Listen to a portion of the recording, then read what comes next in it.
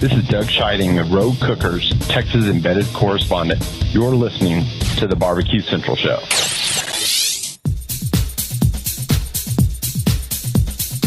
Happy to have you aboard here for the really big barbecue show. Boing. We cook because we have to, and we grill because we want to. Hit me! Fine, how's it going? You have a great show. I'm a big fan. Boing. So what seems to be the problem here? This man looks like he's dead, and he's in the crackle. Charbono! It's all about the Charbono, dude! Succulent fish! What? He ate 2 feet or wiener. Oh, listen, Lavernius, shut your face. I'm shaking like a dog shit peach seeds. We have top men working on it right now. Top men. Hey, just like that, we are into the second hour. Welcome. If you're just tuning in, you've missed the first hour. What could have possibly been more important than listening to Max Good review grills as we close the first hour? And Malcolm Reed, the most prolific barbecue star on YouTube and in general. What is more important than that? Nothing. However, I'm recording the show right now. It's also audio and video archiving itself automatically on places that I will tell you about here in a second. Still to come on the show, as I had mentioned on the way out of the first hour, saying the cooking guy in just a few short moments. So be ready. We have plenty of great stuff to talk about. Don't forget, you can follow me socially at BBQ Central Show on Instagram and Twitter, TikTok, and Snapchat /BBQ Central Show on Facebook and Twitch, where you can find a live video feed. Also /RD Rempe on YouTube, where you can find a video feed as well. Also a chat on YouTube and Facebook. I see those roll in through the software interface. So whether you're using YouTube or Facebook, I will see them. And if they are really good, I will put them on the screen for everybody to say, man, I wish I was cool as that guy or gal. Coming up on the best moments of the Barbecue Central Show in 10 minutes or less this Friday, episode 166 is in the queue, taking you back to March 4th, 2014. Show and barbecue legend Dr. Barbecue was my guest at that time. And we were taking questions from the Facebook faithful at that point, much like we did with Malcolm Reed in the first hour. We were doing it with Dr. Barbecue, with Ask Dr. Barbecue segment. We covered how to build a fire, kind of. We also talked about dessert on the grill. And let me say this. Long before Meathead made the mind-blowing statement that pineapple is the best thing to come off the grill no matter what, Dr. Barbecue was extolling the virtues of grilled pineapple back in 2014, and he did stop short of calling it the best thing ever to come off a grill. But as it related to desserts and fruit to grill, they were right there at the top of his list. We also talked about chicken. As always, it was a fun segment with Ray. I think you will enjoy the insights and stories that go along with his advice as you listen to him answer questions that people submitted during the Ask Dr. Barbecue segment. Don't forget, if you want to hear a guest or segment again on this show through the best of interface, just email John Solberg, the executive producer, John, Jon, at thebbqcentralshow.com, and let him know what you would like to hear or what date it might have happened or some key words, thoughts, ideas, so he can get to work and provide a best of show just for you. Maybe he'll even give you a shout out in the intro for the inspiration. But once again, you have to be subscribed to the podcast feed in order to get that. You know, we don't talk finances nearly enough on this show, and maybe because I'm rich as fuck, I don't really think about it that much. But I understand that it's not a skill that everyone learns early. Most folks don't learn early. My wife and I have spent countless hours with Bobby, Maddie, and Marley trying to teach them the value of $1 and how to save and what credit cards do and why you should have them and how you should use them and how they can benefit. Things like this. Real finance and life type stuff. So as we progress down the path of certain death, gang, I didn't know if you know about it, but nobody's getting out alive. So as we progress down the path of certain death, let me help you out by revealing to all of you a list of the best places you can live if you haven't saved that recommended $1 million at retirement age. This coming to you from a website called GoBankingRates.com, my favorite website ever. The best places to retire if you can't save $1 million. Nowadays, it's generally accepted that the $1 million benchmark is the ideal amount to save for retirement. But what if you're not on track to retire a millionaire? Well, you're not alone. In a recent study, GoBankingRates.com looked at the cost of living in America's major cities and calculated how long a nest egg of $650 or $750 or $850,000 would last in each. This study also takes into account the city's livability score and the percentage of the population age 65 and older. With these factors combined, we found some of the best places to retire in the United States for those who don't have $1 million. And that list is number 10, and hotly debated here on this show recently, the non-barbecue mecca of Des Moines, Iowa. How long will $850K last? How about 20.8 years? $750,000 will last you just over 18, and $650 will last you just shy of 16 years. There's a livability score of 78, and the percentage of seniors 65 and older is 14%. So not only are they trying to increase the barbecue down there, it's also number 10 on the where you should retire list. Number 9, the ever-attractive city of Montgomery, Alabama. How long does $850 last you there? 22.3 years. Livability score a little less than Des Moines, 61. Number 8 on the list. You ever heard of Shreveport, Louisiana? $850 will last you 21.8 years. There's a livability score a little bit better than Montgomery with 66.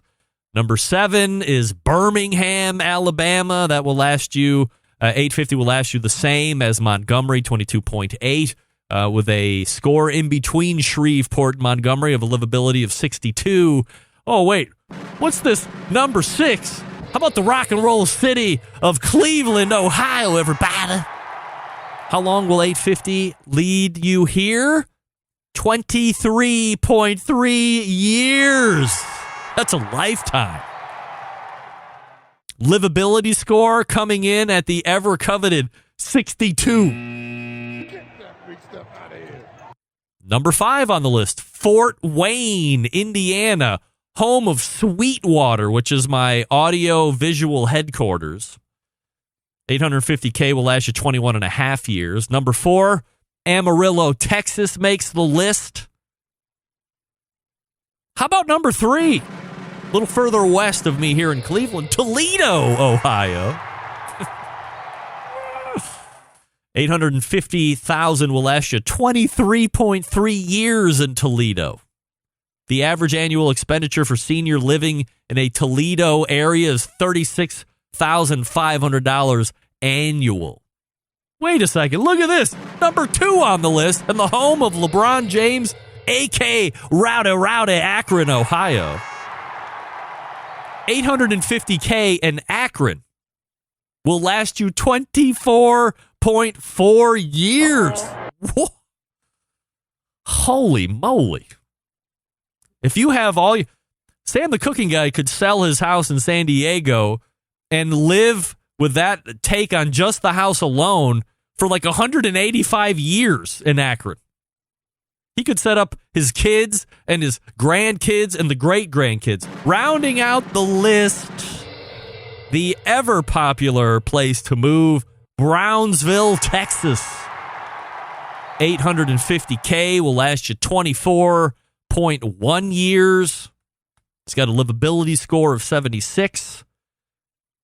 And you might be asking yourself, what is a livability score? The livability score is out of 100 that was designed to help people quickly and easily evaluate the quality of an area. The score consists of 7 categories and a dozen data points across multiple data sets. These include amenities, cost of living, crime, employment, housing, schools, user ratings, just to mention a few. So in case we missed the headline here on this non-live fire but live fire related list of where to live, if you haven't saved $1 million, number 6 on the list, if you need a refresher, Cleveland, Ohio. Well in the middle. 23.3 years on the $850K. I mean, who doesn't have $850K laying around that you're going to retire on? I know you do. I know I do. Sam the Cooking Guy will be joining me here in a few short moments. I'll talk to you quickly about Big Poppa Smokers, the one-stop online shop for all things barbecue and grilling related. A selection of the great outdoor cooking and grilling supplies. You have 13 perfectly balanced flavors of rubs and seasonings. Sweet Money, Cattle Prod, Cash Cow, all proven winners on the competition scene and in the backyard. Perfectly balanced flavors. So you're getting high fives from the neighbors. You're getting high fives from the other grill masters. If it's competition scene, go to BigPoppaSmokers.com to buy them all up. They also have Granny's barbecue sauce, what they own. So if you're done with everything else that's on the market, you want to try something new, Granny's barbecue sauce. That's what you need. Aside from the premium selection of rubs and sauces, Big Poppa Smokers offering the very best pellet, charcoal, and wood cookers available today.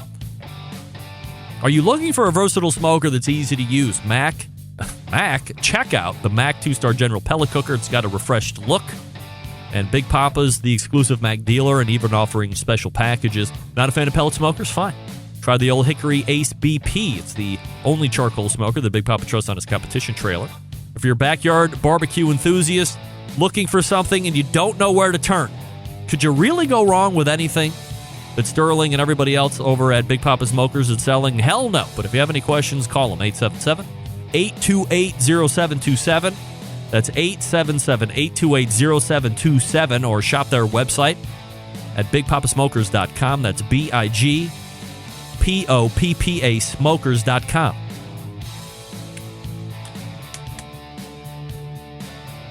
And we will await the arrival of Sam the Cooking Guy. He's probably shooting a video and uploading it as we speak, and he will soon be here.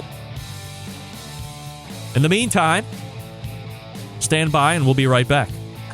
You're listening to the #1 most downloaded barbecue and grilling podcast anywhere. The Barbecue Central Show.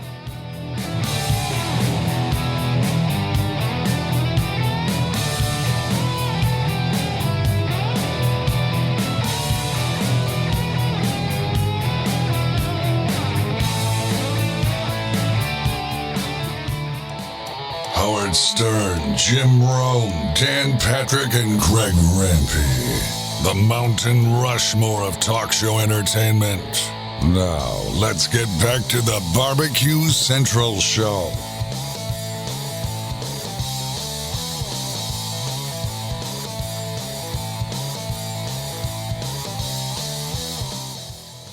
Welcome back. This portion of the show being brought to you by Pit Barrel Cooker, the most unbelievable outdoor cooking device on the planet.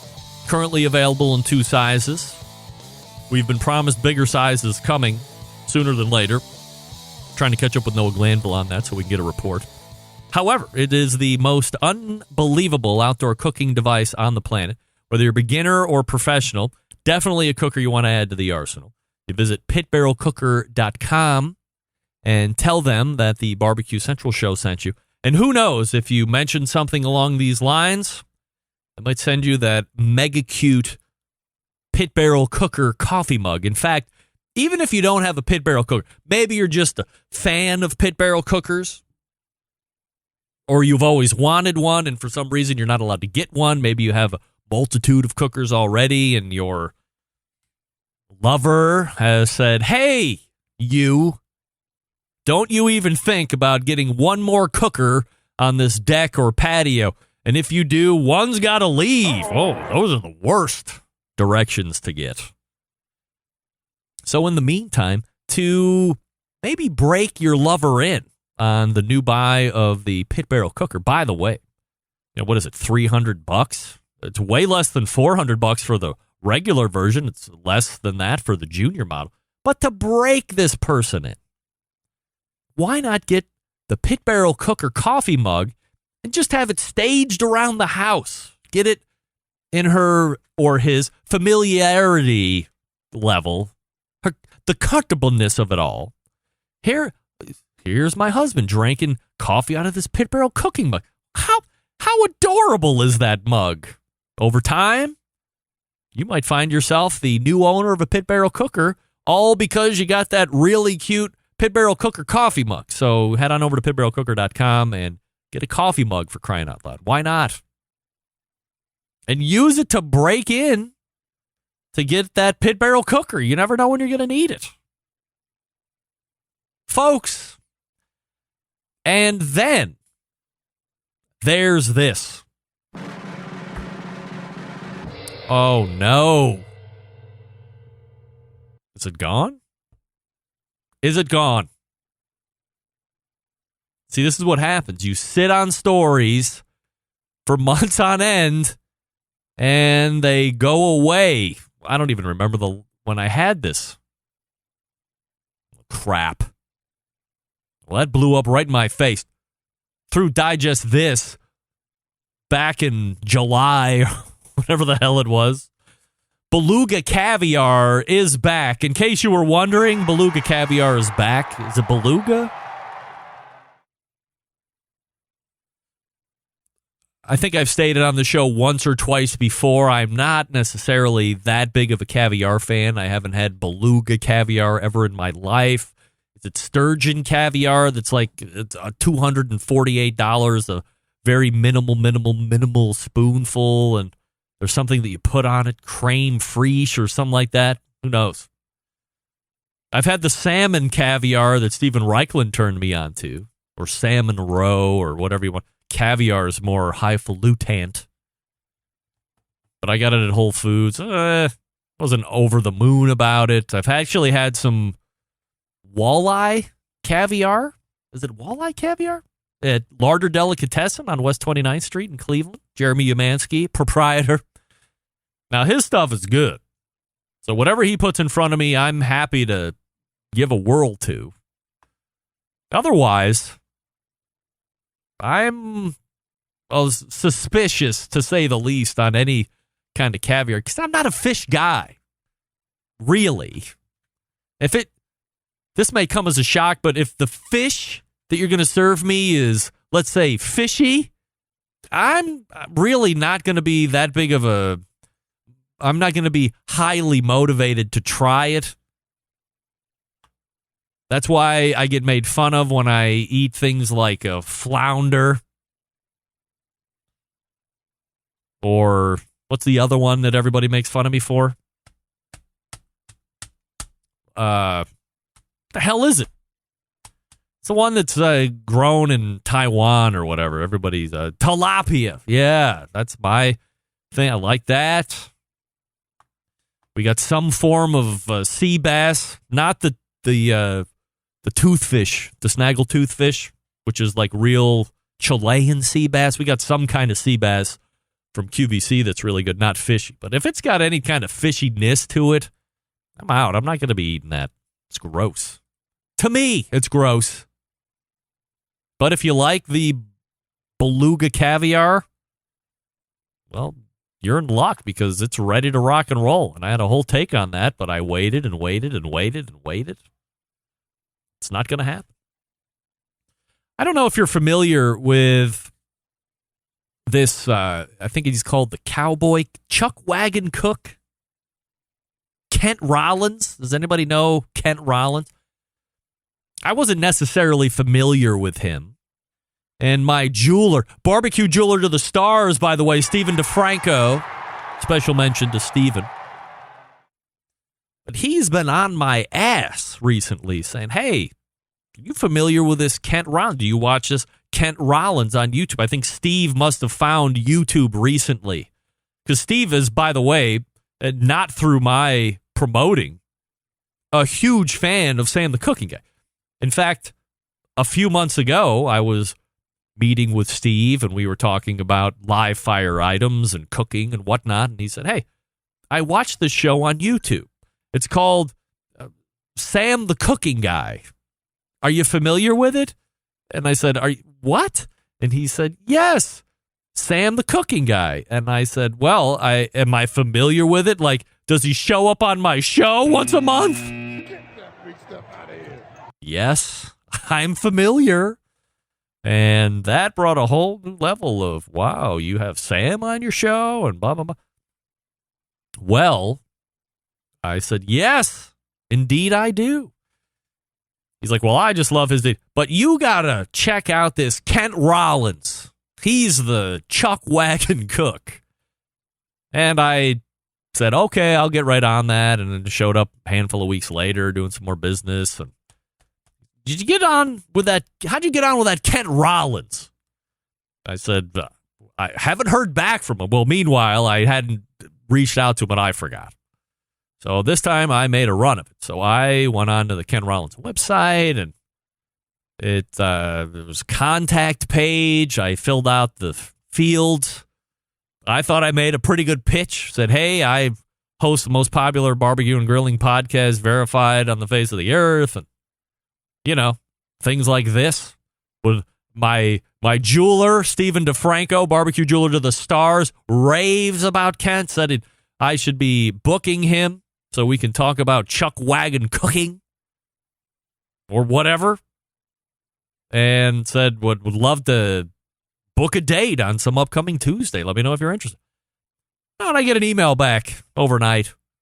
It says, hey, Greg, check out this page. And he sends me a link. And here's this link. And the link is this whole page of how to contact Kent for an interview. Pitch yourself. Be interesting. Provide statistics. Tell us what you want to talk to Kent about. Tell us why Kent should be a guest on your show.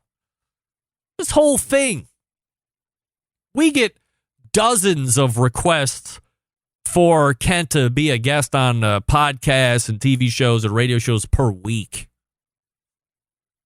All right? Affectionately signed, Skeeter. Get that big stuff out of here. Well, I thought I made a pretty good pitch, Skeeter. But evidently, I'm not rating. Okay? He doesn't know in my signature that says #1 most downloaded live fire barbecue podcast. He can't put 2 and 2 together. He can't meet that bridge. And certainly, I've said it before when people pitch themselves to be on the show. Don't just tell me, book me on the show. Like, tell me why. But that's not what I'm doing here. I'm giving this guy audience. I'm potentially giving this guy audience. I'm potentially allowing him to use my platform for his promotion. This isn't me asking me to be a guest on Kent Rollins' show. So don't tell me how to pitch. I make my living pitching. By the way, Kent, you don't even have your own email address. It's Kent and Irma or Kent and Kelly, or whatever the hell. Get your own email address, #1. #2, nothing screams professionalism like having somebody read and reply back to your emails with the name Skeeter reeks of professionalism. I can't begin to stop the list of professional names that are Skeeter. Presidents of countries are named Skeeter. Captains of industry are named Skeeter. I can't name somebody that's successful that isn't named Skeeter. So if you're going to run back at me, telling me I need to recraft my pitch about your boss being on my show, I think I can do without the Chuck Wagon Cook on this show, everybody. Okay? Sam, are you even familiar with the Chuck Wagon Cook, Kent Rollins? Absolutely. You are? Why wouldn't I be? I'm generally aware of I didn't know anything about him until Stephen DeFranco was like, you need to book this guy. And then Skeeter wrote me back and said that my pitch wasn't good enough. Skeeter did. Oh, come on. Yes. Skeeter. You know Skeeter, right? I say it's too bad because he seems, from honestly, I was going to say he seems like a really nice guy. He's like super deep country. I don't know where he's from, but somewhere in the plains, I bet, because he Chuck Wagon cooks. If Spielberg was casting a part for a super country cowboy Chuck Wagon Cook, yeah, this guy would get the job just walking in the door and just saying howdy or hello or hey y'all kind of thing. And he has people named Skeeter working for him, filtering out the email, sending me back a link that says, here, check out this page on how to pitch. It's funny, he's got this appearance that he would just be a good old boy. Yeah. Just cooking ribs out here on my old smoker, and there's my dog chewing on my leg, and yet he's got a whole bunch of people in the background working on his behalf. I wouldn't be surprised. I mean, Skeeter is a name of somebody that you would think would live in the next town over. Yes. In a shed or something. He has layers of insulation. I do not. He has the balls. You are not. Skeeter has the balls to say the pitch wasn't good enough. Yes. For the number one downloaded barbecue most podcast downloaded barbecue and grilling podcast anywhere. The Barbecue Central Show. And it doesn't get any more qualified than when David Lee says that you're the number one show.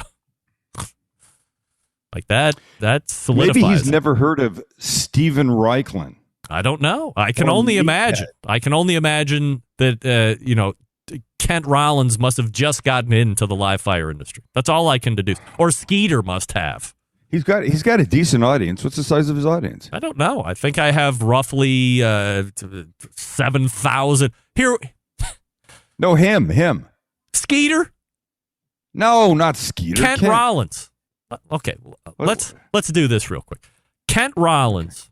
I'm just going to look up the Twitter right now. Kent Rollins has 6,736 followers on Instagrams. Okay, or I'm sorry, go to the YouTube. On Twitter. On Twitter? Go to YouTube. No, Greg Rempe, 9,500. So don't ask me to provide my stats when I'm double your stats. I'm not asking you to provide. Is Skeeter I'm asking you to provide Skeeter. your stats? Yes, of course. What did Skeeter say? Read his exact response. No. Now I got to try and dig it up. I like Kent Rollins. All right. You don't have to not like him. Like I'm saying, it was Skeeter. Skeeter has recommended. Skeeter has email access to Kent and Shannon Rollins. So Kent doesn't even have his own email address. It's Kent and Shannon Rollins. That's neither here nor there. They may not have electricity. Yeah. Skeeter may need to drive out there and stand at the end of the... he's got something. He's replying on a computer. Here's one of the replies back. Thanks, Greg. Your reply was missing a lot of information that was requested when pitching. When you mentioned that your jeweler is a big fan, that doesn't give me much information about what would be about what would be valuable for the podcast. What is it about Kent that you find interesting and of value to the show? Social following stats. we're also not included. We need those details. We receive a lot of requests, so we like to be as thorough as possible. Guess what? Skeeter's a liar. They don't get a lot of requests. I guarantee. I don't get any requests. Yeah, I mean, you got probably 7 million more followers on YouTube than Kent Rollins has. No, go take a look at his YouTube. I think he's got a good audience. All right. Well, I mean, as someone who has a good audience, you would know. So I'm going to tell you here in 1 second. Kent Rollins. I seem to remember. Here we go. Kent Rollins. What are those suggestions? Well, Kent Rollins has 1.58 million YouTube subscribers. So I told you. Yeah. Well, so you know him because he's got audience, is what you're saying. Here's this guy. Here's Kent Rollins right here. There he is. You're right. He does look like the Chuck. I'm telling you, it's the Central prodigal. Casting. The prodigal. Oh, that's right. He was on that Chopped Live Fire. Yes, I remember that. That was the one that the grill girl was on, and they kicked her out on the first one because she undercooked oysters, I believe it was. Those are tough to cook, I think. That's a unforgivable mistake. Yeah. Well, look, I have more Twitter followers than he does, and you have more YouTube subscribers than he does. So we're both winning at life. And Kent has a screener named Skeeter that tells me to go pound salt. Unbelievable. No, he wouldn't have said it. Would have been pound dirt. Yeah, that's dirt. Go piss up a flagpole, y'all. Is he in Oklahoma? Sure. Why not? Max and I have talked about Kent Rollins before and said it'd be fun to do like some collaboration with him. You know, that brings me to my next topic, by the way. Go ahead. When did you become such an onion bully? Like, you are literally calling me out on your millions and millions of subscribers, calling me things like little Greggy Rempe. Can't eat this hamburger because I got onions on it. Well, heaven forbid. Is that not true? Heaven forbid. Is that not true? Wait, is that not true? It is 100% true. But what's the problem? Truth? But it wouldn't be a problem if you say, hey, by the way, my good pal, Greg Rempe over in Cleveland, Ohio, isn't a fan of onions, so instead, he cannot have onions on this burger. Instead, it's like, get with the program, onions makes everything better. Basically, I'm a loser for not eating onions. That's what I'm drawing out of this.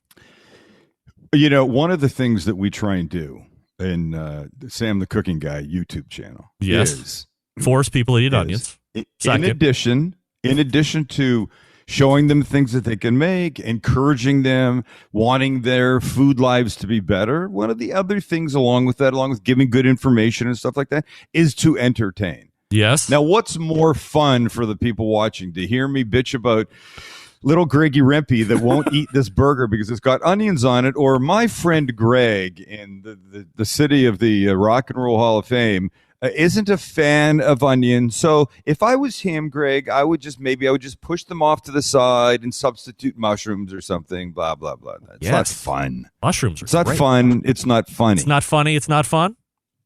No, it's the other way around. All right. Fun comes first. It's not fun. It's not funny. Peace and love. Peace and love. That's what we're selling here. There you go. That's what we're selling. All right, let's talk about pellet cookers. What do you know about pellet cookers? I know that before a few years ago, I'd used them only sparingly. Under protest? I think they are. I'm sorry? Under protest? No. All right. I just don't know why I didn't. I'm a very big fan of pellet cookers.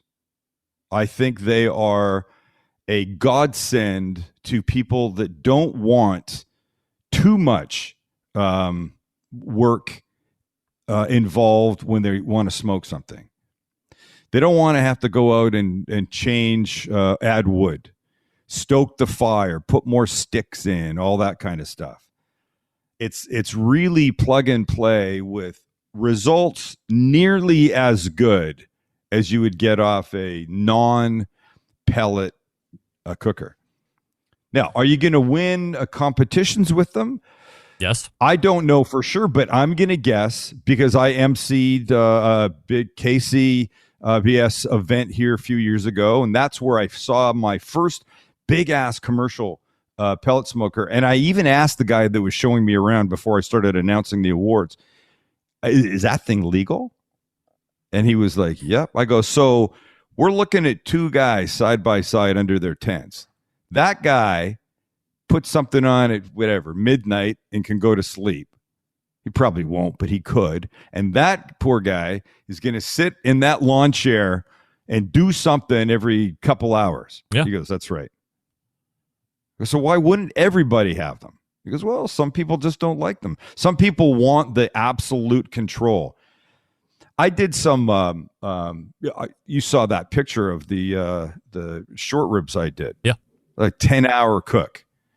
Those looked as good as any that I've seen pictures of on social media of people, extolling the virtues of their non-pellet cooker and getting the smoke ring and the juiciness and the beautifulness. I think they're great for a lot of people. And we want to give a special mention to our pal Doug Scheiding. Scheiding. Yes. Right. Hi, Doug. There he is. Yeah. So Scheiding and I have been talking something, and then you had that big conversation. There was a conversation recently about cleaning and do you clean and do you cover and all that kind of stuff. Somehow Scheiding and I were chatting, and he said something about cleaning, and I was like, oh, crap. I haven't done that for a while. So I went the other day. Oof.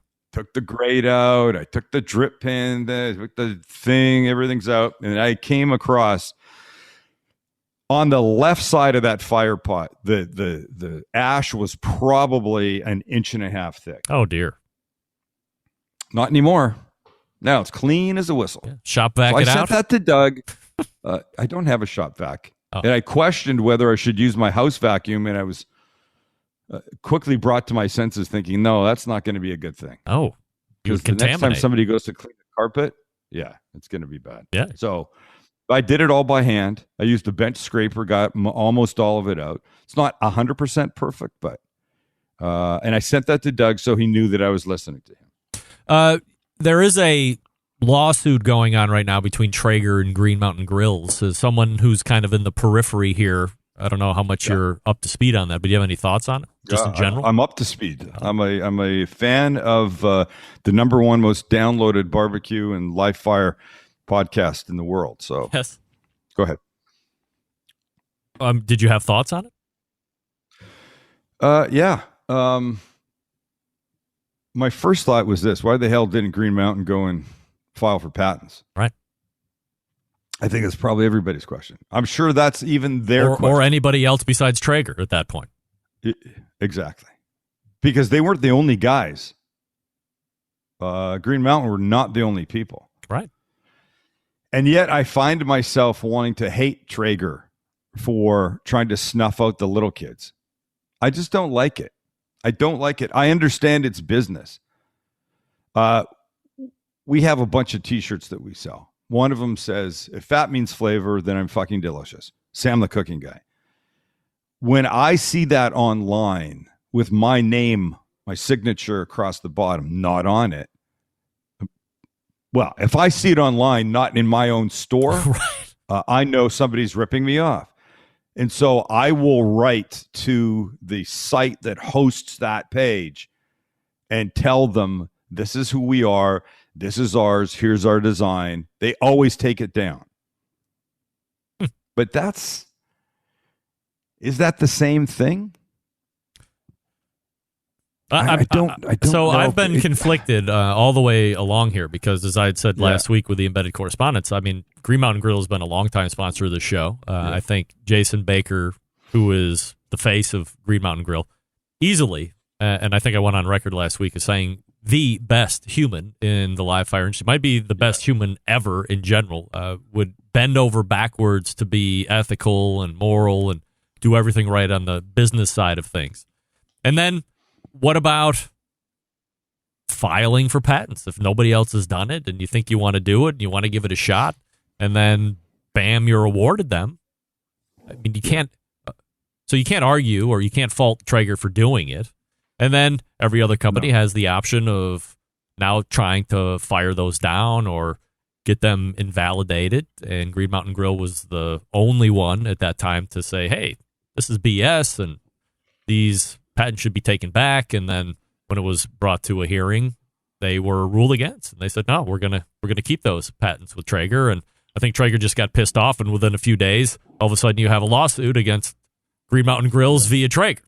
So kicking the hornet's nest and things like this. And I think my hope in the end is that there will be no settlement or no licensing or anything that anybody else is going to have to pay in order to use this, because it has been proven that Mac and Green Mountain Grills and probably a couple other folks were using this technology before Traeger got the patent. And I understand that just because you're doing that doesn't mean that that patent is invalidated. There's other processes that can take place to try and do that before this eventually gets to court sometime in the fall.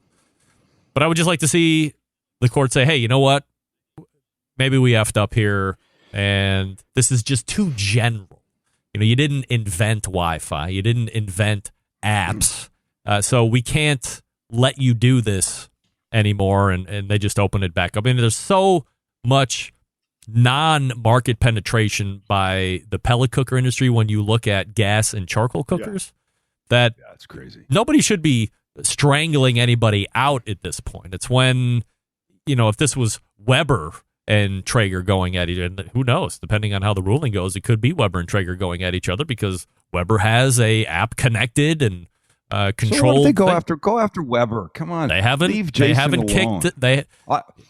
This is eventually gonna spool up into the whole pellet industry. So depending on how a rule goes, if it goes against Green Mountain Grills, then you have now an exorbitant hit list that Traeger can start sniping after. You know how I feel about that? Like this.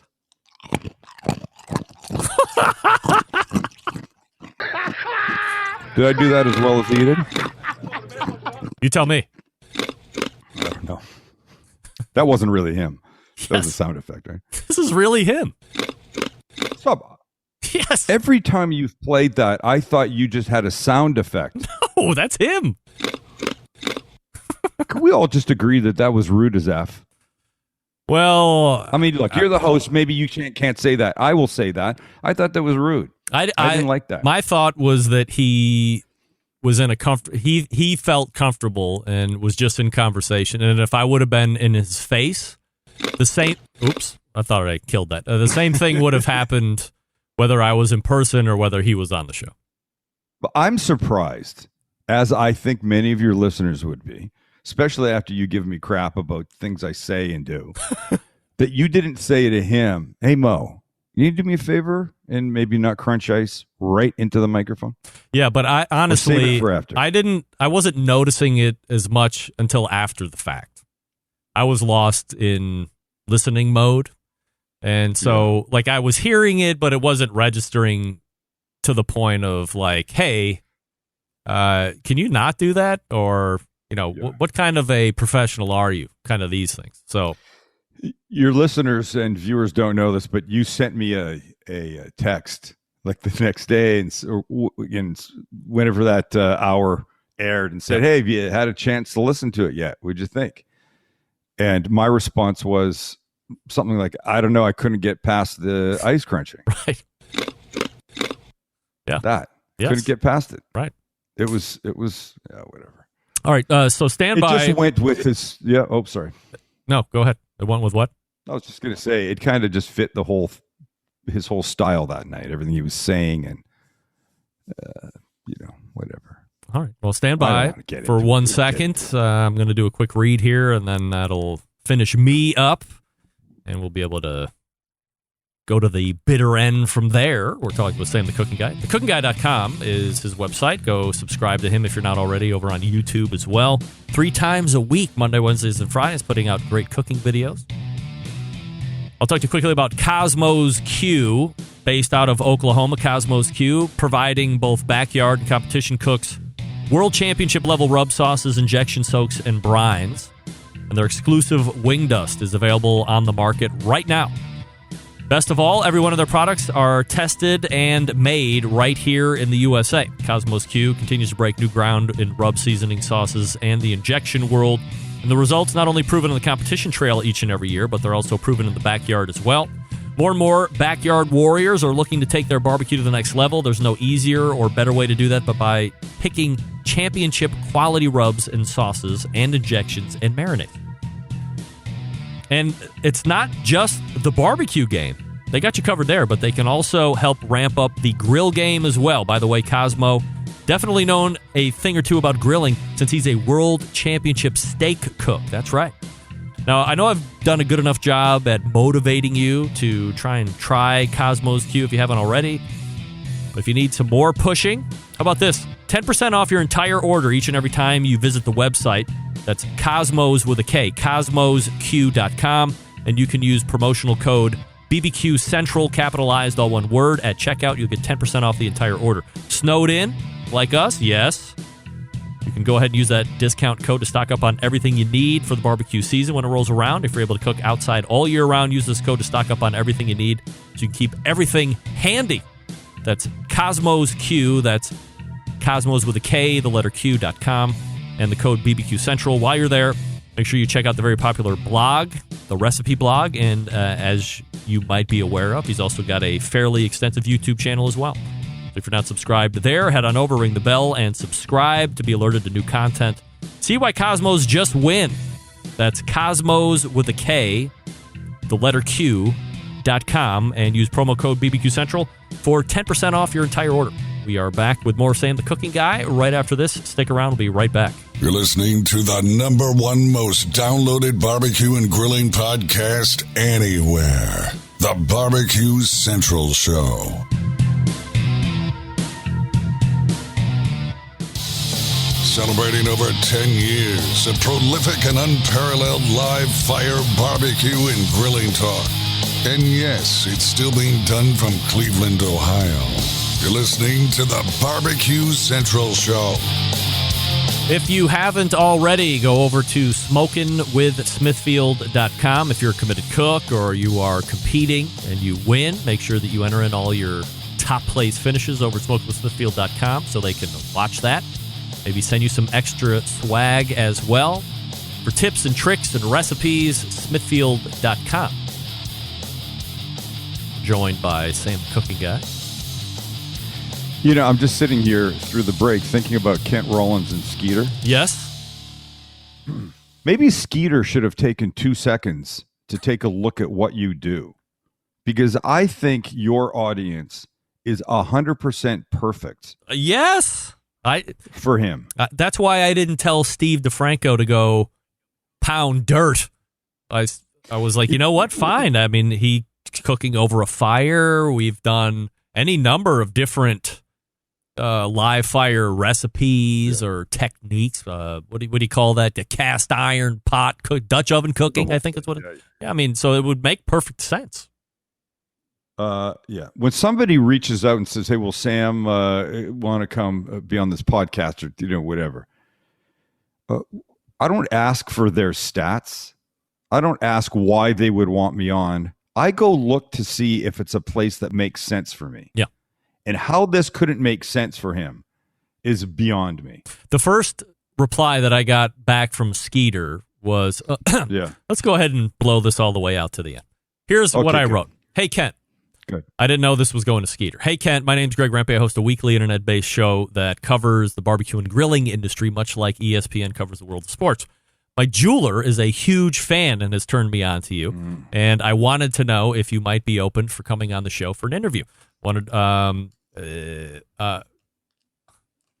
wanted to see if you might have an interest to come on the show some Tuesday night to talk about your background and, of course, talk about the joys of chuck wagon cooking. My show is done live every Tuesday night from 9 to 11 p.m. Eastern. It's also being recorded at the same time for release in my podcast feed later in the week. Let me know if you have any interest, and we can go from there. Please see my website in my signature to get a feel for how the show runs. Best regards, Greg Rempe. Yeah. Like that pitch has landed me, aside from Kent Rollins, every other guest I have ever solicited. Because everybody does this. They go, "Oh, I wonder what this is." And they go and they look. And they watch or they listen and they go, "This is perfect for us." I can imagine the audience that makes up this his following, and they'd be perfect for me. The first response I got from Skeeter was, "Hi, Greg. I recommend you check out the media/podcast request page. Sends me a hyperlink. Holler if you have any questions." He's got that? Will you send that to me? Maybe I need that. What is that? But here's the problem. This link that he sent me, it's not like highly visible. Like when you look at the top of his website, and then he's got smaller navigation things. It's not like it says a request for media. Right? It's all the way down at the bottom of like the contact page. It's not visible. So like how important is it really? Like if you're getting that many requests, you would make your own navigation, like how to ask me for an interview or something. Don't bury it down on the navigation tab somewhere and then send me the hyperlink like, "Hey, dummy, it was right in front of your face." It's not. It's not. So please note, we receive lots of requests. Make yours unique. Number one, research. Your audience and our audience should overlap so the content we produce together is relevant. Number two, craft an intriguing subject line. The subject line of your email is the only information we initially see, so make it good. Bad subject line, "Please come on my podcast," or interview request. Third piece of advice, write a compelling pitch. Please note, we receive dozens of pitches to appear on podcasts and interviews. Your pitch has to be unique and exciting if you expect to get our attention. Generalized pitches and templates will not be responded to. Keep your pitch brief. Explain what type of format you are offering. Please include the following stats as well: email lists, social media, etc. Last bit of advice. Oh, God, sorry. Provide lots of value. What value can you offer? How will our audience and your audience benefit? The end. Do you want me to send that to you so you guys can start sending that back? Like, have you ever had anybody ask you to be on the show? Like, "Hey, can I come on the show?" Do you get that? Come on my show? Yeah, like do people pitch themselves to come on the show? Occasionally. Would you ever send that back to somebody? Oh, I would never send that back. Hey, who was the dude you had, the Philly steak guy? What was his name? Tony Luke. Yeah. Hey, Tony Luke, check the link. Peace, Skeeter. You think you ever would have heard from Tony Luke again?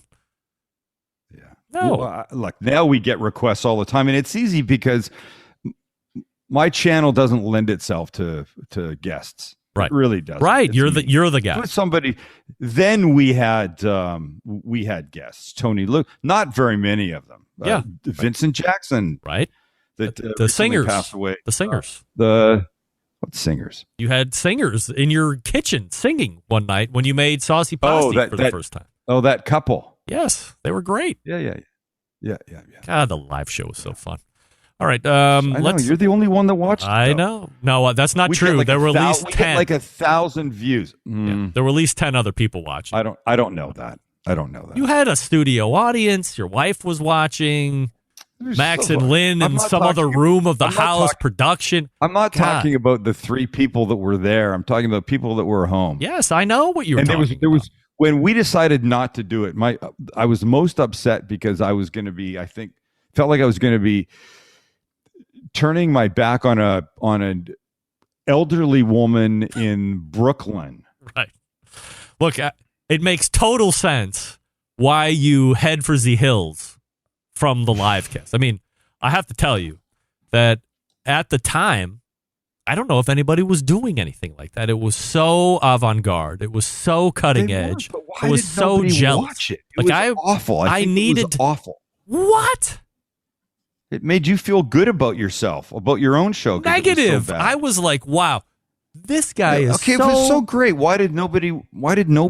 Well, look, I mean, now we know why nobody watched it. Why? Most of the people in this world are anti-Semitic. There's nothing else to say about it. No, but so far, then they've forgotten that I'm Jewish because a lot more people are watching now. What we've come to learn is that while we think that a live show would attract more, you are now pigeonholing people into only seeing live this time frame. In reality, what we should have known, 10 or 11 years ago or 12 years ago when you were doing it is, people want to watch and consume now and going forward to present day on their own schedule. Nobody watches this show live. There's only one reason I do this show live, because I wouldn't do the show otherwise. There's no doubt in my mind that I would not. But you don't do it live. You go, nobody watches live, and yet you get tons of views and stuff because after the fact, we would post it. It didn't matter who watched then. I didn't care about that 30 people, 100 people in the live little chat area, whatever it was, fine. But then a week later, 2 weeks later, a month later, we get 500 views, 1,000 views, 2,000, 3,000 views. Right. That was it. Everyone. When we changed the format, it almost immediately changed. It was almost an overnight transition from nothing to a lot. And now, post an episode within a. But why? Because people didn't want to watch for an hour? 50,000. They didn't want to watch an hour. Is that what it was? I guess not. I don't know. I was a big fan, and I loved the format. You were the only. Now look, I agree. I love watching the 3 a week now. Dude, you're right in that 15 to 20 minute mark. Look, obviously, that's a good time that you need to meet for. That's our sweet spot. Facebook look, view. I go back now. If I start watching one of the old episodes, I have to stop. Cannot. I can't make it through. I rewatched that Vincent Jackson after he passed away a couple weeks ago. Yeah. Are you not telling me that show? That was you the didn't one like only, that. Like he was live in your kitchen, kitchen look, eating area. I loved the interview with Vincent Jackson. We were friends. I mean, you had casual friends at the time. We, had dinner together once. The four of us, his wife and me and Kel, had a really nice time. But what I liked about that was that it wasn't sports talk. It was fringe sports. It was about food. Right. What kind of Gatorade they have, or pre-game meals, what do you eat after, what do you do when you're on the road, how do the hotels treat you, that kind of stuff. That, for me, that's the interesting stuff. And I thought that it was stuff that hadn't been covered with Vincent Jackson. And honestly, I went to post that interview. I was going to cut out the cooking of that and just have that shortened 30-minute interview. And I went to post it like 3 or 4 times after he passed. And I couldn't do it. Why? I felt like, on one side, I was torn. On one side, I wanted people to see a side of Vincent Jackson, a side of a professional NFL player that they normally wouldn't see unless you knew one. Right. But then I felt like I don't know, like jumping on the wagon or something, like getting eyeballs after a tragic situation. If he had passed away from old age, I would have done it. But the fact that he went out sadly the way he did, I still don't know. I haven't heard. I just couldn't do it. It's there if somebody wanted to watch it, but I can't. I just can't. I think in that instance, I was going to post it on Instagram. It's certainly your prerogative, of course, and final decision should always lay with you. But from an outsider looking in, I think I agree with you. You have a unique interview with him to showcase him in a way that most people probably didn't know him. A lot of fans of Vincent Jackson probably just knew him as a wide receiver that played for the Chargers for a while and then was traded once or twice otherwise going down the road. And there's no benefit for you other than to say, hey, I knew this guy a little bit, and here's a different perspective to see. Now, look, I can understand that because I was going to say, what's the difference between me posting the long interview that I had with Mike Mills, who had recently passed away from 17th Street Barbecue in Murfreesboro, Illinois, a couple of years ago when I was down doing live shows at the NBBQA in Fort Worth. Mm-hmm. Now, he was, an older guy and, passed away. It's always unexpected, I guess, but mean, he was an older guy, so it was like, oh, that's sad. Mike Mills passed away, but he's lived a good, healthy barbecue life, blah, blah, blah. Vincent Jackson was like, not even 40 or barely 40 or whatever it was. I think he was 38. Yeah, so, I mean, and really you know what? young. Here's the thing. He was a big guy. I mean, he was big. Professional football player. Yes. He was a big guy. And you saw his aggression on the field, and when he'd make a touchdown, just all the adrenaline that hits. And yet he was so quiet and so soft-spoken. It was a lovely side of him that people seldom got to see. He seemed shy almost when he was sitting with you. Didn't he? Yeah. Like he was a fan and shy at the same time. Yeah. Well, I said at the beginning of the interview, I talked about how we met. And for your listeners, his then girlfriend and ultimately his wife came up to me at a Charger game one day and said, I'm a fan and my boyfriend is a huge fan of yours. So we talked for a minute and she said a couple things. I wasn't quite exactly sure what she said. I said, who's your boyfriend? She goes, oh, he's one of the Chargers. And I go, who's that? And she goes, Vincent Jackson. So then we crafted this plan to surprise Vincent, come over to my house for dinner one night. Lindsay knew. Of course I knew. Kelly knew. And he gets to the front. They get to the front door. He doesn't know. She said they're going to some work thing. She was a teacher. And they ring the doorbell. I open it up. He's there. He says hi. And they come in. The foyer. I close the door and he's barely acknowledging me or anything. And she looks at him and she goes, Vincent, you're being rude. He goes, I'm really kind of surprised. I don't really know what to say. and then he calmed down. He was shocked at seeing little Sam the cooking guy. Yeah. And I mean little, I mean like this, right? Like he's here and I'm here. But such a sweetheart of a guy. I mean, people should listen to it if they want to get a different side of somebody in the NFL. Yeah. But But I, whatever. You're right. Teach his own. I couldn't do it. I couldn't post it. I can talk about it. People have asked me about it that knew, and they go, "Where is it?" I go, "Oh, it's out there. Go find it. Just type in Vincent Jackson. Something will come up." Wildly off track. There's two other things that I wanted to ask you about this evening. Sure. Yeah. Getting back into the live fire category, I had asked Malcolm Reed earlier in the first hour. We talked a little bit about technology on cookers, and you and I have bantered back and forth a little bit on this, but really never dug in depth. So technology in general being added to cookers, and I'm sure people ask you now about grills to buy, and the people follow up with you with, how much tech is on that grill. So when people are asking you, what grill should I buy? Are they also asking you about, is it app controlled, and is it going to give me these instructions or those instructions as far as why they would want to purchase potentially? No, they're not, and I don't give a shit about that stuff. This may hurt Doug Scheiding's feelings. Doug is not the president of Traeger. No, I realize that, but I have never once used the app with my Traeger. Not once, ever. No, I mean, what am I going to do? I'm going to sit at my office. Okay, so just at the house. So, but if so I had an why? Office, I don't give so this is the conversation bells and whistles, that I'm trying man, to figure out. It's like an Instapot that does 75 things, and one of them is make the freaking yogurt or pablum. I don't know what it is. Something weird like that.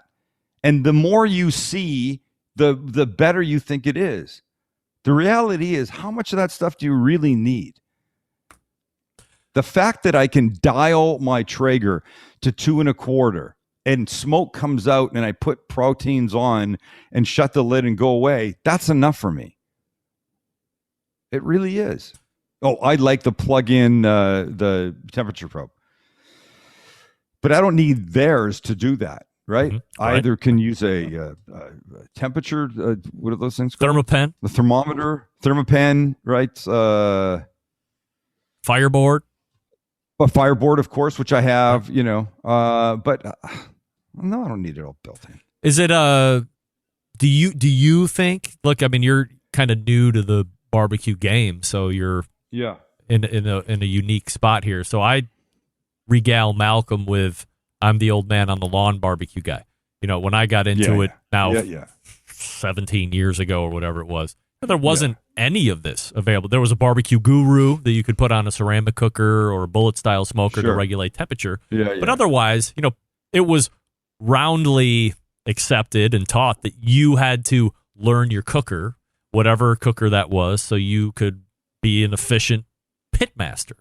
And then over time, this technology has entered into the arena and is now being attached to more and more cookers. So I'm trying to temper what I think versus what actually might be happening. Whereas I had to learn how to do this, and then ultimately I progressed into a pellet cooker or something a little bit more brainless. Now people can go in brainless, and unlike me going from knowing how to do it and going brainless, they can continue to not have to learn anything if they don't want to, and that's my concern. But I don't know if I'm old with that, because as I had said before, 20-year-olds and 25-year-olds getting into grilling and barbecue now have only been around technology. They have never known what it's like to be without a cell phone or high-speed internet or laptop computer or iPad. So wouldn't it make sense that grills should have all of this other stuff because they're used to it? I don't think it does. Look, I am a very not techie guy. I mean, I use technology. I have computers. I know all this stuff. I have a Tesla. And I don't know, like every 3 days, I feel like I get into it and it says, here, set up the Wi-Fi. And I'm like, no. I push the X. What am I effing Wi-Fi in my Tesla for? And it's only really going to work when I don't want it. You know the cookbook, The Joy of Cooking? Do you know that? Yes, of course. Julie Childs? Huge, very. No. No? I don't think so. Anyway, giant cookbook, The Joy of Cooking. It's old school. They still reprint it, update it. That's what I get from cooking. There's a joy in it. I love it. I love. We did pressure cooker short rib ragu today. Yes, I used the benefit of the sped up thing, but cooking I like, smoking I like, grilling I like. I don't want to be told when to flip it. All this BS that's coming with this new Weber, whatever it is. What's it called? The Weber Connect Genesis and Spirit line of gas grills. Turn your thing now. Do this. Go scratch your nuts. Have another beer. Come back outside in 15 minutes. Open the lid. Look at it. See if it's nice. Then go back inside. Say hi to your wife. I don't want that. I want to be able to... You got to learn how to change a tire. I taught all my kids how to change a tire, right? Something they need to know. Yeah. Right? Learn how to cook. Learn how to cook. We're just get a Postmates account and spend for all that. So I don't want that. I don't want a barbecue that also is an oven with some controlled device thing. I don't really want that. I told you, I've said for years, a grill is just an oven that's outside, and you can use it like that. Right. But why now I need some device to tell me how to make it that? Forget it. Learn how to use your shit. The Joy of Cooking is written by Irma Rombauer and Marion Rombauer Becker. There you go. Did that ring a bell? Because I was way off base. Sisters and... No, that sounds... to me, that sounds right. Obviously, sisters, and then one got married. Obviously, yes, indeed. Rombauer Becker. Do you feel... And stayed within the tribe. Do you think that the manufacturers feel a pressure to have this included? Maybe they believe... 100%. No, I think that when you're going down the line, when you go to barbecues galore and you're looking at 10 grills, if you get to the last one, they've all been a grill, 2 knobs, 3 burners, 2 burners, 4 burners, whatever it is. The thing at the back, rotate, whatever. You get to the very last one, and then the guy goes, yeah. So not only does this have 3 burners, Mr. Buyer, but you can use it like an oven. You can set...